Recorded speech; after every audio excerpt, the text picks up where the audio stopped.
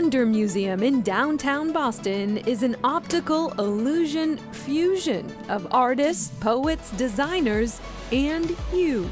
We are all artists, so everyone that comes into the museum is an artist and they create. People dance in here, I'm sure they do. People dance in here all the time. Chief Experience Officer Brian Haynes says it's a multi-sensory showcase at the intersection of art and technology. It's pretty amazing. There's a lot of technology that goes into each one of these pieces. We work with a lot of different artists between programming and the actual content makers. And we can program this particular exhibit to do really anything we want. It could be snowflakes, it could be raindrops. It interacts with you in different ways.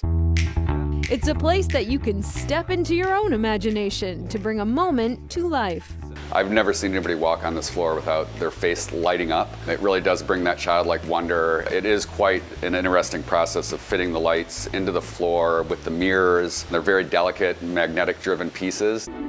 This exhibit is an experience that seemingly goes on forever. This is our infinity space, Let's Survive Forever by Yayoi Kusama, as it is pretty existential when you walk in and start looking around and kind of see your reflection everywhere. She left room for the user to look into ways to add their own spin. Pull the string and step inside a store.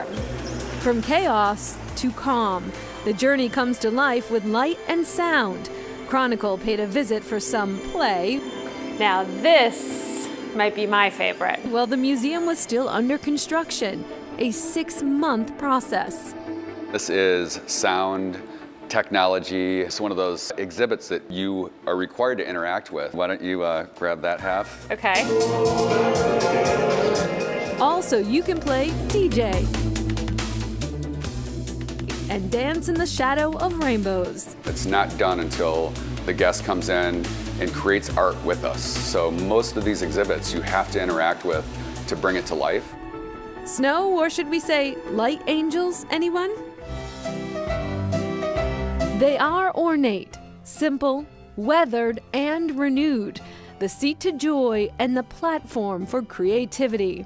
It's very unique. It's not something that is typically thought of as fine art, but it really is fine American sculpture. It's really spectacular the way that these figures are put together. The Carousel Museum in Bristol, Connecticut will take you on a ride through centuries of artistry. We have 400 figures in the building, and they're from about 1870 to contemporary pieces that were made in 2013. Standing figures, prancers, and jumpers. Beauty of moments of motion frozen in time. That's another English piece, also a Morgan two-seater. Ergo, executive director of the museum, says before this space opened its doors 3 decades ago, it was a restoration warehouse. The museum, a result of public curiosity. The finished pieces came down here to dry, and they started touring, and that was sort of the genesis of how the museum began.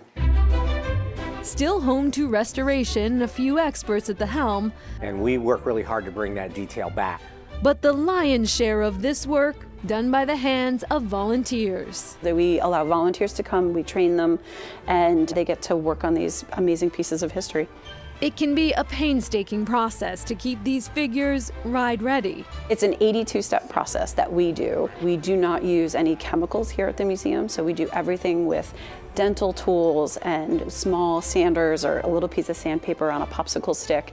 One horse can take years to restore, and when they are ready to retire, many find a permanent home here. Probably once a month I'll get a call of somebody saying, like, I have a figure that's been in our family for generations, so we'd like to put it on display at the museum. So this is Black Bess. She's beautiful, isn't she? We think she's probably made in 1870.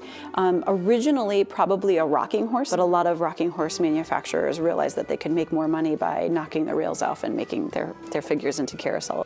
This is a place where the story, their story, unfolds. There's actually 3 horses in the Philadelphia Bay that when we started doing research, actually they all came from different locations, but they were all on the same carousel. So they were living together for many, many years and then dispersed and then are now back together here at the museum, which is really cool.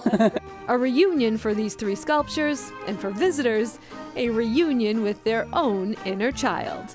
A simple joy. It harkens back to a simpler time.